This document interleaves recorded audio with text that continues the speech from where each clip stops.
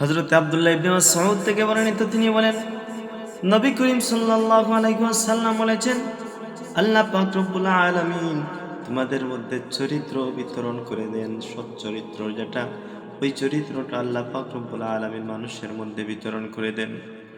আল্লাহর হাবিব সাল্লাল্লাহু আলাইহি ওয়াসাল্লাম বলেন, যেমনই তোমাদের মধ্যেই আল্লাহ পাক রব্বুল আলামিন রিজিক বন্টন করে দেন, ঠিক তেমনি ভাবে তোমাদের মধ্যে আল্লাহ পাক রব্বুল আলামিন চরিত্র বিতরণ করে দেন। আল্লাহ পাক রব্বুল আলামিন যাকে ভালোবাসেন, যাকে ভালোবাসেন না, উভয়কে আল্লাহ পাক রব্বুল আলামিন ধন সম্পদ দিয়ে থাকেন। কিন্তু যাকে আল্লাহ পাক রব্বুল আলামিন অধিক পরিমাণে ভালোবাসেন, তাকে আল্লাহ পাক রব্বুল আলামিন ঈমান দান করেন। ঈমান যে বিষয়টা, এটা সব মানুষকে আল্লাহ দান করেন না। ঈমানের যে বিষয়, এটা সব মানুষ পায় না। অনেক মানুষ ধন সম্পদের মালিক হয় কিন্তু ঈমানদার হতে পারে না।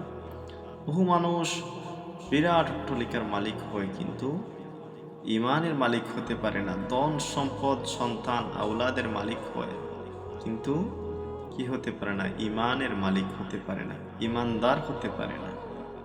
এজন্য আপনাকে আমাকে ঈমানকে সুদৃঢ় করতে হবে, ঈমানকে মজবুত করতে হবে।